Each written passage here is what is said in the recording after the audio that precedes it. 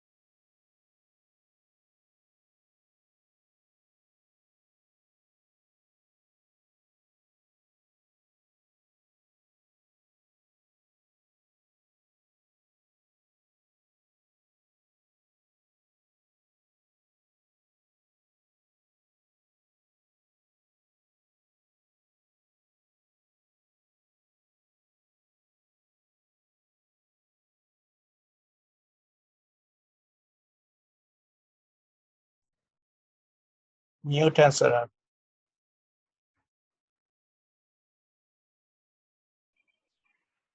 Okay. I think when it reconnected, it got कोई बात नहीं.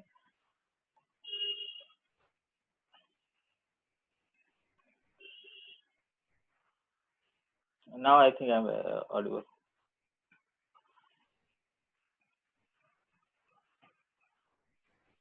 Gulshan, you want to speak? Hello? Yes, sir. Hello, sir. Good हाँ, afternoon, अब आ रही है sir. आवाज. हाँ, अब आ रही है आवाज. ठीक है. Hello. हाँ, अब आ रही है ना आवाज. Yes, sir. आवाज आ रही है. सर पूछ हाँ.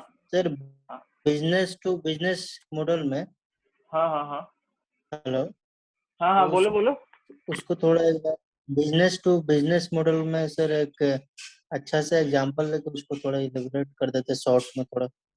हाँ, B2B में मैंने जो है आपको एग्जांपल दिया था है ना लास्ट लेक्चर में कि डेयरी का एक एग्जांपल दिया था मैंने. आई थिंक कि कोई डेयरी की कंपनी है ना, वो मिल्क बनाती है, तो हो सकता है वो मिल्क, जैसे फॉर एग्जांपल सुधा है ना, तो सुधा का पार्लर है, वहां से आप जाके खरीद सकते हो है ना. वहां से आप जाके जो है दूध खरीद सकते हो. वहां पे आप जो भी आपका अलग अलग प्रोडक्ट उसका आता होगा है ना, घी वगैरह, वो आप ले सकते हो.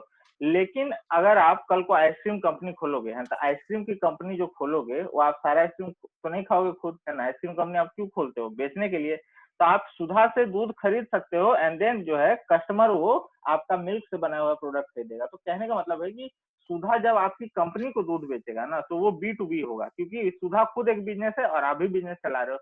तो B2B और B2C में अंतर ये होता है कि B2C में जब माल बिकता है ना, तो जो कंज्यूमर खरीदता है, जब वो आगे किसी और को नहीं बेचता और या वो यूज करके आगे किसी को देता नहीं है. लेकिन B2B में क्या होता है कि प्रोडक्ट खरीदा ही इसलिए जाता है ताकि उसका कुछ यूटिलाइज करके आगे किसी और को बेचा जाए है ना. जैसे दूध खरीद के मैं आइसक्रीम बना के उसको आगे सेल कर सकता हूँ है ना. तो इसी तरीके से हमने ई कॉमर्स में एग्जांपल लिया कि जो प्लेटफॉर्म है, लेट्स से इंडिया मार्ट वगैरह, वहां पे जो है आप बल्क में ऑर्डर खरीद सकते हो. तो फॉर एग्जांपल जैसे कोई मेडिकल का हमने देखा ना, स्टेथोस्कोप, तो मान लिया कि मेडिकल का ऐसा जैसे मान लीजिए sir retail business to business में सर बहुत पॉपुलर है उड़ान सर.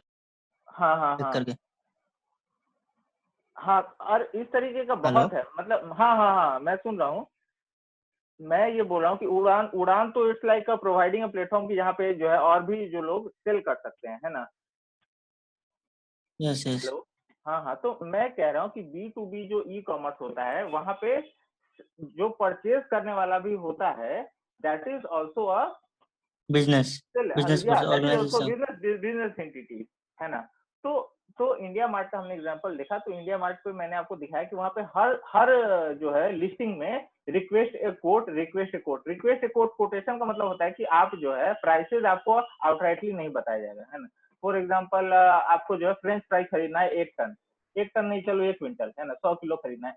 तो फ्रेंच फ्राई एक एक 1 क्विंटल खरीदना है, तो आपको प्राइसेस वो बिल्कुल नहीं बताया जाएगा कि हाँ 1 kg लोगे तो 50 रुपए का, 1 क्विंटल लोगे तो 20 रुपए का, ऐसा आपको नहीं बताएगा। आप अलग अलग जो आपका डिमांड है उस हिसाब से वो प्राइस आपको बताएगा। या कुछ लिस्टिंग में है जो बता दिया जाएगा कि 25 रुपए पर केजी होगा, लेकिन मिनिमम ऑर्डर क्वांटिटी, है ना, minimum order quantity 100, 1 quintal, 2 quintal, फलाना फलाना, जो है।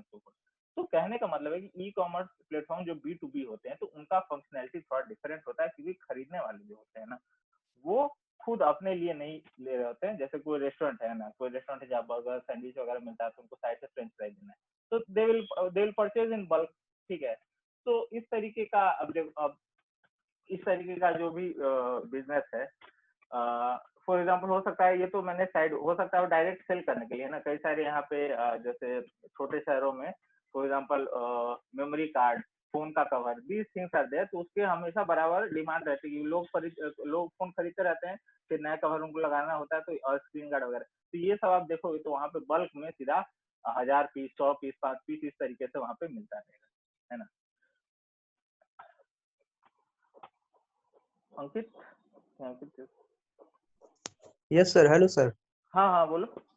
यस सर, थोड़ा सा आवाज आपका क्लियर नहीं आ रहा सर। अच्छा अच्छा अच्छा अच्छा, आई और विल सर, स्पीक इट। हाँ बोलो। Yes sir. और सर दूसरा बात कि सर थोड़ा माइक मत बंद कीजिए किसी का भी, मतलब क्वेश्चन वोश्चन बीच में रहता है ना सर, तो पूछने का मन करता है तो नहीं नहीं, स्किप हो जाता हैंड, है। हाँ हाँ ठीक है, हैंड रेज का मैं चेक कर रहा हूँ अभी क्योंकि बराबर क्योंकि कि सर कौन रेज कर रहा है। रिकॉर्डिंग में लगा हुआ सर, बदमाशी हुआ तो पकड़ा जाएगा सर एक बार में हाँ हाँ, रिकॉर्डिंग में। वो तो मुझे पता है पकड़ा जाएगा, बट मैं बोल रहा हूँ कि जो प्रोटोकॉल डायरेक्टर सर ने दिए हैं वही सारे फैकल्टी और स्टूडेंट्स को फॉलो करना है। मैं अगेंस्ट चला गया सिस्टम के, तो फिर पीपल विल नहीं सर, क्वेश्चन तो मी, राइट। सारे टीचर जितना भी पढ़ा रहे हैं सर, शुरू से लेके अभी जितना भी पढ़ा रहे हैं सबका मतलब सब ऐसे ही पढ़ा रहे हैं, सेम टू सेम, बिना माइक ऑफ किए हुए। आप उनसे पूछ सकते हैं।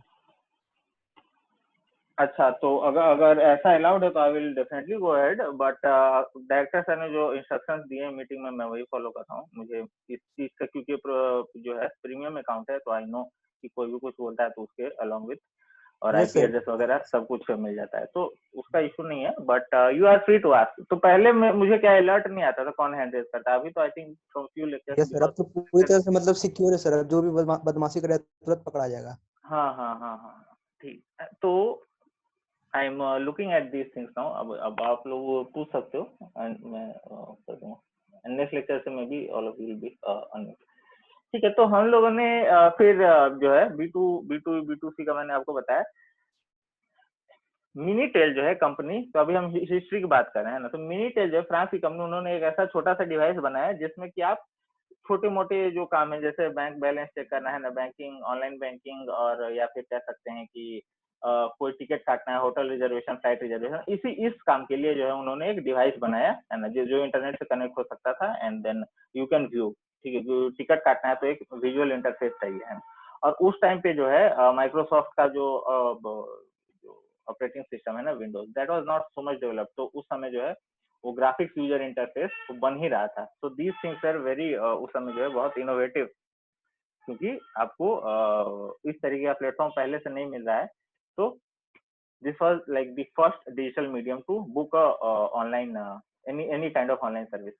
उसके बाद कहता है कि हम लोग जो है क्या अज्यूम करें कि असली ई कॉमर्स कहाँ से शुरू हुआ, 1995 में ना, जब ये सारी company, American telecom and telecom है, ये AT&T, वोल्वो, स्प्रिंट, अदर, तो this is like Idea, Vodafone, Jio, जैसे यहाँ पे है ना, तो उसी तरीके की ये टेलीकॉम कंपनी है। और इन लोगों ने क्या है कि पब्लिक के लिए खोल दिया कि कोई भी इंटरनेट कनेक्शन ले सकते हैं। मैंने आपको बताया था कि जो इंटरनेट है वो स्टार्ट किस लिए हुआ, डारपा के लिए, यूएस डिफेंस एजेंसी के लिए, है ना। उसके बाद उन्होंने उसको कमर्शियलाइज कर दिया, उनको फील हुआ कि इसका कमर्शियल यूसेज भी हो सकता है, और अमेजोन जो है 1994 में स्टार्ट हुआ है। तो दिस वाज द हिस्ट्री। और उसके बाद जो है मॉडर्न जो एरा जो है उसका स्टार्टिंग, मतलब शुरुआत हुई, इन्वेंशन होने शुरू हुए। So now we look at invention, right. जो 1994 से लेकर 2001 तक जब नए नए वेबसाइट जो है बनना शुरू हुए, लोगों को आइडिया लगा कि वेबसाइट पे जो है इंफॉर्मेशन और ये सब चीजें हो सकती हैं। तो कहता है कि during this period e commerce means selling retail goods,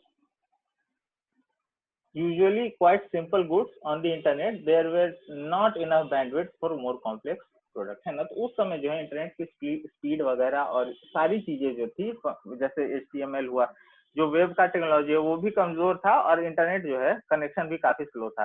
तो उस समय जो है केवल जो है एक कैटलॉग दिखता था लोगों को, and then they were able to identify कि हाँ ये प्रोडक्ट है, यहाँ से हम खरीद सकते हैं इसी तरीके का, या फिर ट्रांजेक्शन उन्होंने इनेबल किया हुआ, तो वहां से they can put the order. उसके बाद कह रहा है कि जो मेन उसका ग्रोथ कहां से शुरू हुआ, तो यूएस में की कंपनीज में $125 बिलियन का वेंचर कैपिटल। तो अगर कुछ लोग, आप में से कुछ लोग नहीं समझते हैं कि बिजनेस कैसे स्टार्ट होता है, वेंचर कैपिटल और ये सब, आजकल आप लोग देखते हो कि कोई भी स्टार्टअप 2 साल पहले शुरू होता है ना, और बिलियन, हजारों करोड़ का हो जाता है। तो if some of you are not aware, I will try to explain. तो हाउ दिस थिंग स्टार्ट की, लेट्स से कि आप लोग में से, चलिए आप ही की बैच एग्जांपल, आप लोग में से है ना, कुछ लोगों ने मान लिया कि जॉब नहीं की, है ना। आप लोगों ने क्या किया कि आप में से कुछ को लेट्स से कोई कंपनी खोली, मान लिया कि डेटा एनालिटिक्स, यानी कि आप में से कुछ लोगों का जो है MS एक्सेल और ये सारी एनालाइजिंग, डेटा क्रंचिंग जो है काफी अच्छा आप लोगों का, कुछ बच्चों का होगा, है ना। तो उन्होंने मिलकर कंपनी खोली कि हम जो है सारी छोटी छोटी बड़ी कंपनी को डेटा एनालिटिक्स की सर्विस देंगे, है ना, कुछ में, और ठीक है, और पैसा वगैरह धीरे धीरे आपको मिलना शुरू हुआ। तो मान लो फॉर एग्जांपल कि एक साल में, है ना, आपको 4 से 5 लाख का आपको बिजनेस मिला। तो अब आप जाओगे किसी कंसल्टिंग कंपनी के पास, फाइनेंशियल कंसल्टिंग कंपनी लाइक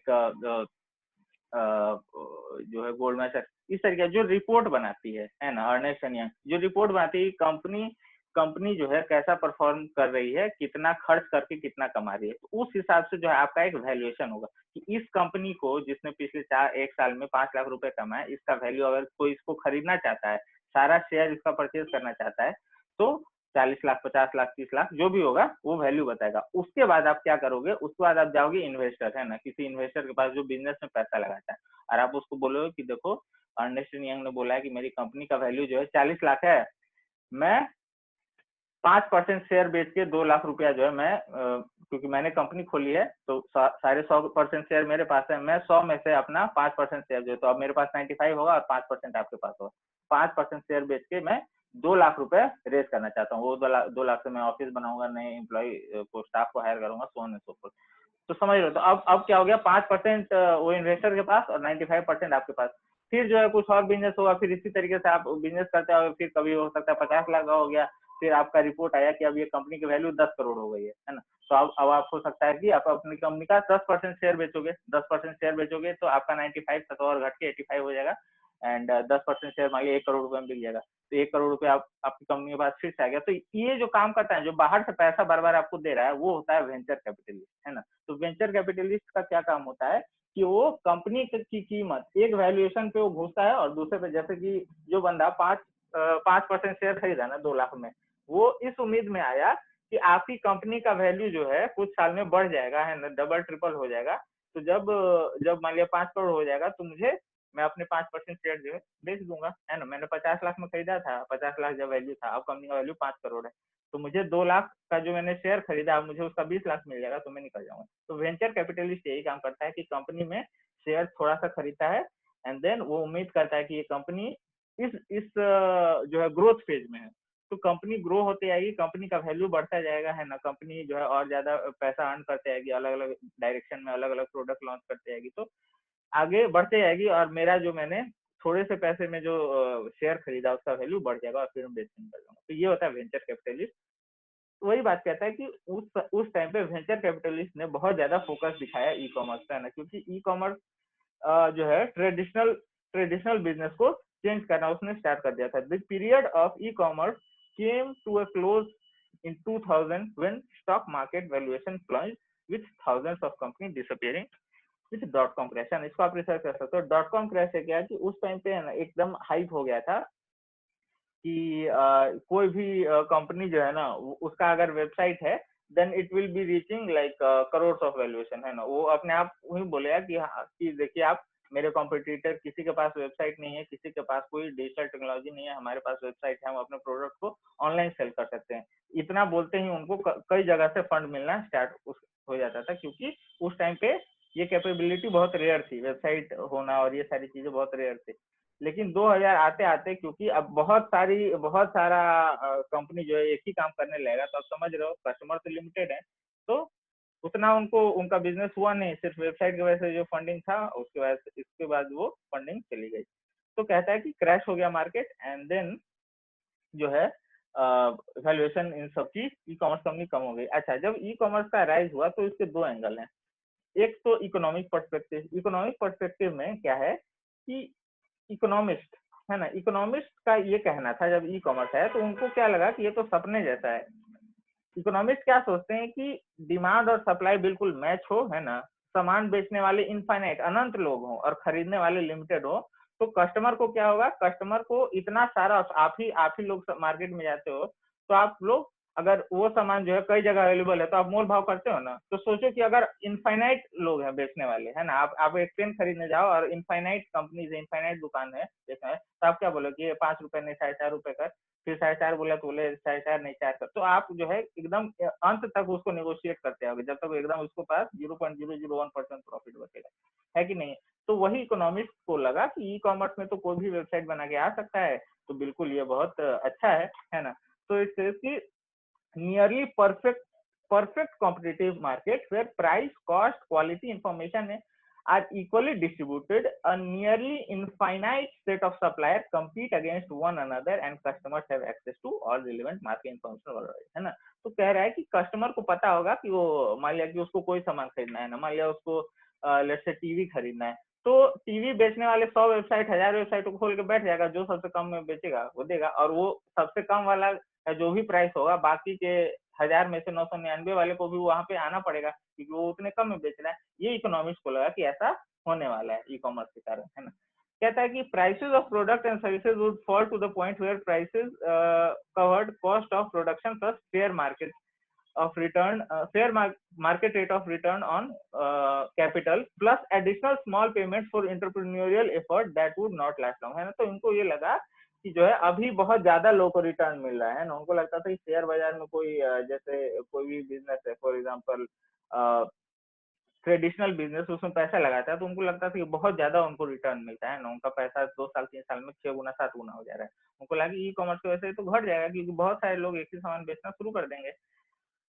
तो उसके बाद फिर कहता है कि unfair competitive advantage which occur when one competitor has an advantage others can not purchase would be reduced as would extraordinary returns on invested capital. This was called friction free commerce, है ना। उनको ये लगा कि क्योंकि कुछ जो है वेंचर कैपिटलिस्ट जो है वो आइडेंटिफाई कर ले रहे हैं इस तरीके का बिजनेस जो ग्रो होने वाला है और बहुत ज्यादा वो लोग अर्न कर रहे हैं, लेकिन अब ये ई कॉमर्स की वजह से ऐसा नहीं हो पाएगा क्योंकि मार्केट जो है फ्रिक्शनलेस हो जाएगा, है ना।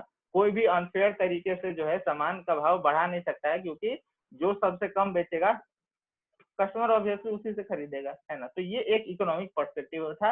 ये इकोनॉमिस्ट ऐसा उस समय सोच रहे थे जब अमेजोन स्टार्ट हुआ, जब इस तरीके की कंपनी स्टार्ट हुई, है ना। अब जो है हम लोग देखेंगे कि जो इन्वेस्टर था और जो जिन लोगों का बिजनेस था वो लोग कैसे सोच रहे थे।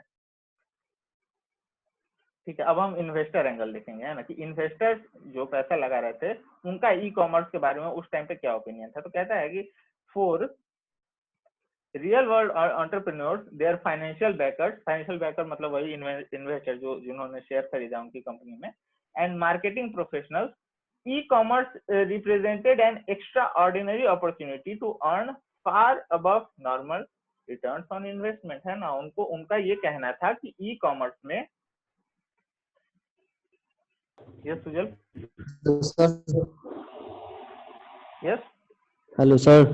हाँ बोलो। सर आवाज आपकी नहीं आ रही है, और आवाज आपकी नहीं आ रही है सर, बार बार सर नेटवर्क। अच्छा मैं नेटवर्क चेंज करता हूँ, maybe I connect to some other network. Wait.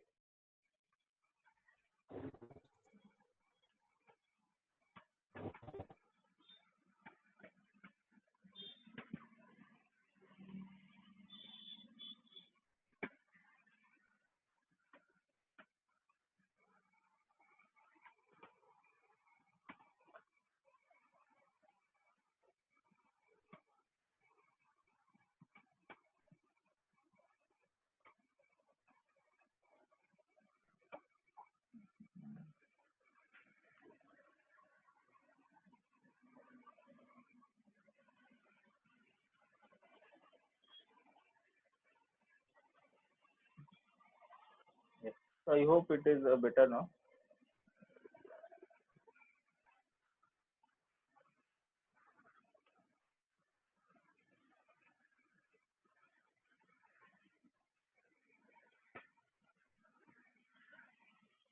तो कहता है कि जो एंटरप्रेन्योर्स है ना, जिन्होंने ई कॉमर्स का बिजनेस स्टार्ट किया और जो उन्होंने जिन्होंने उसमें पैसा लगाया, यानी कि वेंचर कैपिटलिस्ट, उनको ये लगा कि बहुत एक्स्ट्रा ऑर्डिनरी रिटर्न हमें मिला है, क्योंकि इस तरीके का काम करने के लिए तो इंटेलिजेंस चाहिए, इस तरीके का काम करने के लिए टेक्नोलॉजिकल कैपेबिलिटी चाहिए, है ना। जो लोग 100 साल से 150 साल से 200 साल से जिनका दुकान चल रहा है या शॉप चल रहा है, उनको कैसे पता चलेगा कि ऑनलाइन कैसे कुछ करना है ना। तो ऑब्वियसली अगर हम ऐसे बिजनेस में पैसा लगाएं जिनके पास ज्यादा इंफॉर्मेशन हो, जिनके पास ज्यादा टेक्नोलॉजिकल एडवांसमेंट कैपेबिलिटी हो, तो वो ज्यादा ग्रो करेगा और हमें एक्स्ट्रा ऑर्डिनरी रिटर्न, है ना। इन्वेस्टर जो है बिल्कुल उल्टा सोच रहे थे इकोनॉमिक्स का। इकोनॉमिक्स को लगा कि क्या परफेक्ट कंपटीशन हो जाएगा, लेकिन इन्वेस्टर्स को पता था कि जो है परफेक्ट कंपटीशन नहीं होगा, बल्कि उस कंपनी के पास ज्यादा से ज्यादा कस्टमर जाएंगे जो सबसे ज्यादा एडवांस होगा, सबसे ज्यादा उसका इंटरफेस और सबसे ज्यादा उसकी जो कैपेबिलिटी होगी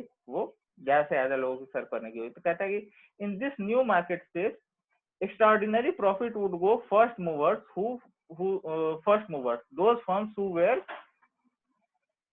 first to market in particular area and who moved quickly to gather market share है। तो business में if some of you do MBA let's say in future, तो MBA में पढ़ाया जाता है something called first movers advantage। first mover advantage का मतलब ये है कि कोई भी अगर एक बिजनेस में सबसे पहले घुस गया तो उसके पास एडवांटेज रहता है। फॉर एग्जांपल पेटीएम है ना, इंडिया में पेटीएम के पास फर्स्ट मूवर एडवांटेज है। पेटीएम ऑनलाइन मोबाइल रिचार्ज करने वाली through online platform, it was the first company, ठीक है। तो उसके पास एक फर्स्ट मूवर एडवांटेज है।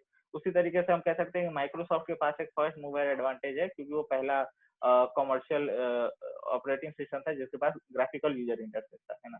उसी तरीके से आप कोई भी ले सकते हो, मतलब one of the first companies was Ford, है ना, जिसके पास डीजल इंजन, तो हेनरी फोर्ड ने जो बनाया।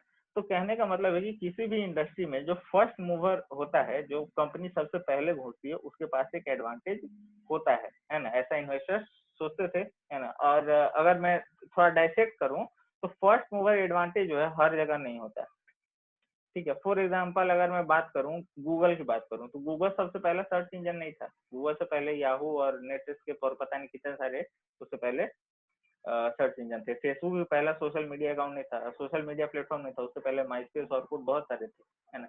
इसी तरीके से जो है फर्स्ट मूवर एडवांटेज का एक एडवांटेज तो है, तो लेकिन इसका मतलब ये नहीं कि वो नंबर 1 रह जाएगा हमेशा। लेकिन हाँ, किसी भी इंडस्ट्री में जो कंपनी सबसे पहले घुसती है उसको एडवांटेज रहता ही, कुछ ना कुछ एडवांटेज उसको लाइफ टाइम रहता है ना।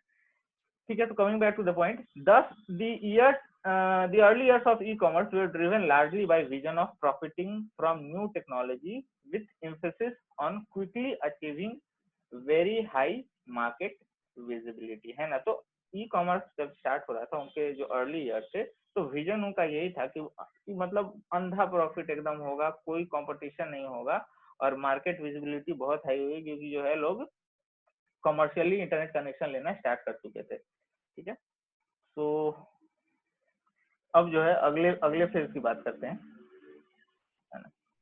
कहता है कि overall this period of e commerce was characterised by experimentation, capitalisation and hyper competition, है ना। तो ये जो शुरुआत का जो स्टेज था शुरू के 5-6 साल, इसमें क्या क्या हो रहा था, एक्सपेरिमेंटेशन, है ना। कंपनी जो है एक्सपेरिमेंट कर रही थी कि ये भी ऑनलाइन बेचे क्या, वो भी ऑनलाइन बेचे क्या, ये भी जो काम इंडिया में 2010-11 के बाद शुरू हुआ है ना, वो काम वहां पे तब हो रहा था। कैपिटलाइजेशन एंड हाइपर कंपटीशन, है ना। बहुत सारी कंपनी एक ही चीज करना चाह रही है तो हाइपर कंपटीशन होगा ही। एंड तो इन्वेंशन का स्टेज देखा हमने, अब जो है कंसोलिडेशन का स्टेज देखेंगे, है ना। कंसोलिडेशन के स्टेज में क्या होता है कि emphasis shifted to more business, emphasis shifted to a more business driven approach rather than being technology driven, है ना। तो कहता है कि जो इन्वेस्टर्स थे, जो कंपनी में पैसा लगाया था, अब उनका फोकस क्या हो गया, बिजनेस ड्रिवन। जैसे कि फॉर एग्जांपल मैं बात करूं, जैसे स्टार्टअप्स होते हैं, अभी भी majority of the startups profitable नहीं है। तो यही चीज वहां पे हो रही थी कि वो पैसा तो लगाए जा रहे थे, है ना, पैसा लगाए जा रहे थे, लॉस में चल रही थी कंपनी, है ना, लेकिन वो ये सोच रहे थे कि अभी तो टेक्नोलॉजी, अभी प्लेटफॉर्म बिल्ड करना है तो पैसा लगेगा। लेकिन जब जैसे ही 2001 में मार्केट क्रैश हुआ, है ना, जब बहुत सारी कंपनीज एक इंडस्ट्री में घुस गई, तो अब इन्वेस्टर को लगा कि नहीं, अब जो है हमें प्रॉफिट देखना है, तो इसीलिए यहाँ पे लिखा हुआ बिजनेस ड्रिवन। तो टेक्नोलॉजी ड्रिवन, अब वो पैसा इस हिसाब से नहीं लगा रहे थे कि किसकी टेक्नोलॉजी सबसे आगे, अब वो पैसा इस हिसाब से लगा रहे थे कि किसका बिजनेस, उसका यूनिट इकोनॉमिक्स किसका सबसे अच्छा है, कौन 1 रुपया खर्च करके 1.5 रुपया कमा पा रहा है, 1.25 रुपया कमा पा रहा है, 2 रुपया कमा पा रहा है ना। अब वो यूनिट इकोनॉमिक्स के हिसाब से इन्वेस्ट करना शुरू कर चुके थे। Large traditional firms learn how to use the web to strengthen their market position, है ना। इससे पहले क्या था कि जो बड़ी बड़ी कंपनीज थी, है ना, जैसे बड़ी बड़ी रिटेल की कंपनी, जैसे यहाँ पे बिग बाजार है, वैसे ही अमेरिका में कॉस्को और टारगेट है। तो उनको उस समय समझ में नहीं आता है, वॉलमार्ट है, तो उनको जिसने फ्लिपकार्ट को भी एक्वायर किया है, तो उनको उस समय समझ में नहीं आता था कि हम लोग ऑनलाइन कैसे सेल करें, जैसे अमेजोन कैसे आ गया, इसको कैसे हम कम्पीट करें। तो लेकिन 1995 से हुआ है, तो 4-5-6 साल में समझ में तो आ ही जाएगा। तो वही कह रहा है कि large traditional firms learn how to use, उनको भी अब आइडिया लग गया कि ऑनलाइन में कैसे बिजनेस होता है और कैसे हमारी क्या स्ट्रेटेजी होनी चाहिए अगर हम ऑनलाइन प्लेटफॉर्म पे आ रहे हैं। तो brand extension and strengthening became more important than creating new brand, है ना। तो कह रहा है कि और नया ब्रांड लॉन्च करने से ज्यादा बेटर उनको क्या महसूस होने लगा कि ब्रांड को एक्सटेंड करना ज्यादा है ना। जैसे फॉर एग्जांपल हम लोग इंडिया में बात करते हैं ना, इंडिया में परचेज कैसे होता है, इंडिया में परचेज जो होता है एक्सपर्ट के हिसाब से नहीं होता है ना। फॉर एग्जांपल टाटा है, अब टाटा पे लोगों को ट्रस्ट है, तो टाटा नमक बेचेगा तो लोग लेंगे, गाड़ी बेचेगा तो लोग लेंगे, टाटा कुछ भी बेचेगा, टाटा जो है घर बेचता है वो भी लेते हैं, टाटा का हाउसिंग लोन आता है वो भी लोग लेते हैं। तो कहने का मतलब ये है कि नया ब्रांड लॉन्च करने से अच्छा कंपनी को समझ में आने लगा कि जो एग्जिस्टिंग ब्रांड है उसी नाम से हम इस डायरेक्शन में चलेंगे रादर देन। तो जैसे टाटा का कोई प्रोडक्ट होता है, टाटा से, उसमें टाटा लगा रहता है ना। जियो भी है तो रिलायंस जियो है, सिर्फ जियो नहीं है। तो कहने का मतलब ये है कि वहां पे बिजनेस को समझ में आने लगा कि जो लोग हैं वो इंटरेस्ट ब्रांड पे ट्रस्ट बना रहे हैं, और वो ब्रांड उसके बाद कुछ भी करे तो उस पे उनका ट्रस्ट उसके साथ चला जाता है।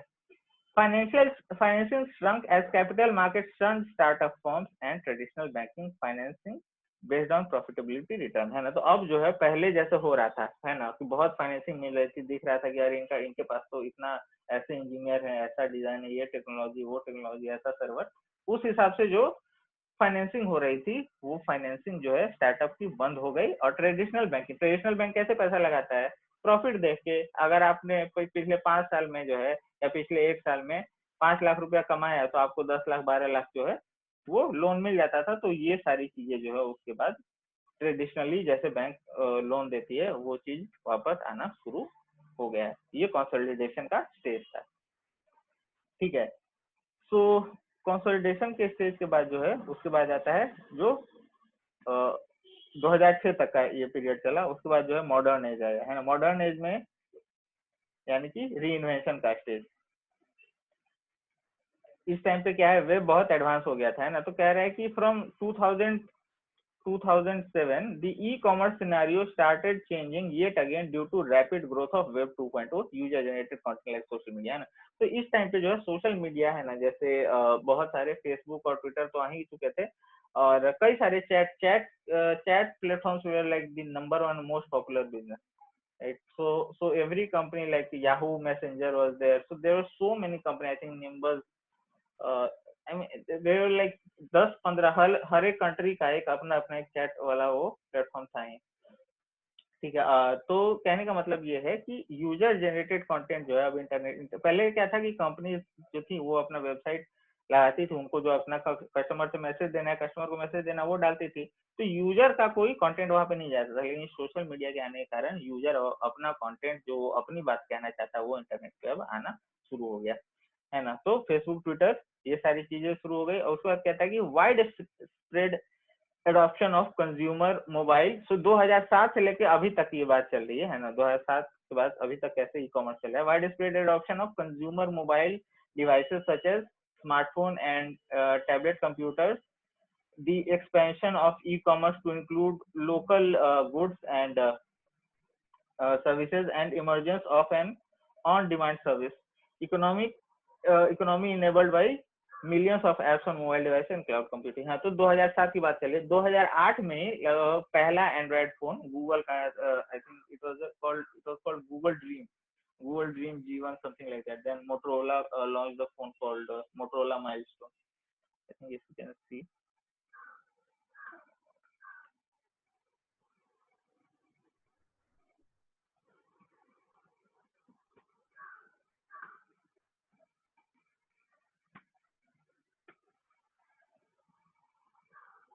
Yes. So this phone that you see, ठीक है, ये phone, it was one of the first Android phones, one of the first smartphones you can say, क्योंकि जब इस टाइम पे आईफोन लॉन्च नहीं हुआ था, ठीक है, iPhone commercial it was not available. When iPhone was launched, Steve Jobs compared iPhone to BlackBerry and phones like this, ठीक है। सो स्मार्टफोन्स आना इस टाइम पे 2007 के बाद से स्टार्ट हो गए। उस समय popular operating systems were BlackBerry research in motion, Windows का Windows mobile, Nokia Symbian, and then Android और आईफोन जो वो सबसे नए थे उस समय, ठीक है। बट बाद में क्या, उन्हीं लोगों ने डोमिनेट किया, बिकॉज दे अंडरस्टूड कि कस्टमर जो टच, जो यूजर है वो टच इंटरफेस चाहता है, उसको ऐसा कीबोर्ड वाला जैसे आप इसमें देख रहे हो, they do not like that keyboard kind of interface, ठीक है। तो वही कह रहा है कि उस टाइम 2007 के बाद से ऐप बेस्ड सर्विसेज जो है मिलना स्टार्ट हो गया, एंड देन मोबाइल फोकस, है ना। तो कह रहा है कि mobile content has developed as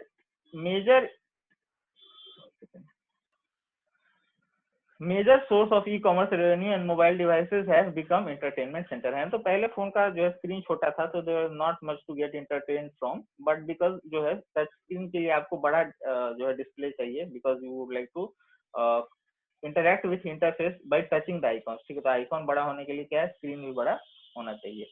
तो इस वजह से स्क्रीन बड़ा हो गया, and it was very well, it can be very well used for entertainment and other leisure purposes, ठीक है। कहता है कि firms have greatly expanded their online presence by moving beyond static web pages to social network such as Facebook, Twitter, Pinterest, Instagram in an attempt to surround the online consumer with coordinated market messaging, है ना। तो 2007 के बाद जो है क्या हुआ कि कंपनीज अपना फेसबुक पेज, ट्विटर पेज और ये सब इंस्टाग्राम जो है हैंडल ये मेंटेन करने लग गई, क्योंकि उनको लगा कि कस्टमर जो है रेगुलरली यहाँ पे विजिट करता है, और वो जो बात है ना, कभी कभार मान लिया कि टीवी पे एड देख के वो बता पा रहे थे, और वो कस्टमर से वो बात रोज कर सकते हैं, हर घंटे कर सकते हैं एक पोस्ट के साथ, और थ्रू वेरियस डिफरेंट टैक्टिक्स, है ना।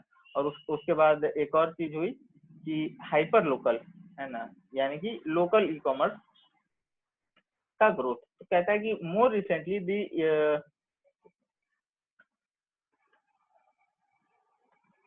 it says more recently the reinvention of web and e-commerce has resulted in new set of on-demand personal service business such as e-commerce such as Uber, Airbnb, Instacart, Handy and Home जो है ना। तो Home जो है it's like urban clap. तो घर पे service किसी तरीके की चाहिए, या आपको होटल के बजाय एक जो है हॉलीडे होम में रुकना है, किसी घर में स्टे करना है, you have to book a cab to go from one place to another. So these kind of businesses started getting some traction because the smartphones were there, technology was there, internet was fast, and demand was also there. ठीक है, कहता है these businesses have been able to tap large reservoir of unused assets such as cars, spare room, personal spare time, and to create lucrative market based on mobile platform infrastructure, है ना। तो कह रहा है कि उस समय जो है, और हमेशा से लोग अनयूज्ड एसेट होता ही है, जैसे घर का कोई कमरा हमेशा खाली रहता है, या कार जो है आदमी 1 या 2% अपने 24 घंटे में कितना hardly 30, 35, 40 minute on an average use करते हैं, बाकी टाइम तो रखा रहता है। तो कह रहा है कि इनका इस तरीके की कंपनीज का फोकस अब वहां पे चला गया, अनयूज्ड एसेट के पास चला गया, जो कि आदमी एक बार इन्वेस्ट कर देता है बट उसको उस टाइम पे 24 घंटा रिटर्न नहीं मिल रहा होता है। तो they started focusing on these things, है ना। तो एयरबीएनबी और उबर जो है इसी का एक एग्जांपल है कि अनयूज्ड एसेट को कमर्शियली कोई भी अपने फायदे के लिए कैसे यूटिलाइज कर सकता है ना। अब फ्यूचर क्या है, तो फ्यूचर कहता है कि future lies where in machine learning and robotics, है ना। तो मशीन लर्निंग के थ्रू जो है हम बेटर से बेटर समझ पाते हैं कि कस्टमर जो है दो हफ्ते पहले टमाटर खरीदा और प्याज खरीदा, फिर पिछले हफ्ते टमाटर प्याज, और इस बार जो है सिर्फ टमाटर खरीदता है, तो उसको नीचे सजेशन में आ जाता है ना, you forgot to buy maybe this last time you purchase this. so platforms like let's say big basket, platforms like even Amazon, तो वहाँ पे क्या है, उन्होंने मशीन लर्निंग और ये सारी चीजें इनेबल कर रखी है, जहाँ पे सजेशंस उनको आते हैं based upon their previous behavior, based upon several other data, and robotics कैसे हेल्प करता है ऑटोमेशन के। तो पहले आपको जो है 1000-2000 लोग चाहिए वेयर हाउस को मेंटेन करने के लिए, बट क्योंकि काम जो हमेशा सिमिलर ही होता है, सामान एक जगह से उठा के दूसरी जगह ही रखना होता है, तो रोबोटिक्स इज हेल्पिंग, एंड क्योंकि अफोर्डेबल हो जाएगा तो और ज्यादा से ज्यादा ई कॉमर्स कंपनी उसको एम्प्लॉय करना शुरू कर देगी। Voice commerce and headless technology will lead to the will open the door of automated commerce, है ना, गूगल होम और एलेक्सा, है ना। तो यहाँ पे तो नहीं, बट फॉरेन कंट्रीज में most of the people are now, और specially youth are feeling comfortable regarding ordering something through Google Home or Alexa. So they will say, hey please order one milkshake or order something this for me. तो आपके behalf में, क्योंकि आपका purchase card और ये सारी चीज वहाँ पे सेव्ड है, आपके बिहाफ में ऑलरेडी ऑर्डर हो जाएगा, and you have to just receive, even आपको टच नहीं करना। You can do that here as well, but the let's say culture and usage have been not there, right? So and then it says customer experience become driving force in development to 3D augmented reality, and also I think recently some company, I think Myntra or some other jewelry company, they started that feature कि आप कोई भी jewellery उसको select करने के बाद जो है फ्रंट कैमरा ऑन हो जाता था, and then people were able to see that this particular how would, जैसे फिल्टर्स होते हैं ना, स्नैपचैट और इंस्टाग्राम फिल्टर होते हैं, उसी तरीके का वो फिल्टर में वो jewellery it would appear, and then it would identify where the face of the person is, and then it will take a photo, and then it will show कि हाँ आप पे ये वाला ज्वेलरी कैसा लगता है, आप पे ये वाला ज्वेलरी कैसा लगता है। So these things are future, some company started it, and अब ये सारी चीजें जो है फ्यूचर में जनरलाइज हो जाएगी। So these were some stages of e-commerce from history till today. Now we'll जो है from next lecture we'll focus more on the infrastructure of e-commerce, right? So I'm taking attendance, don't disconnect.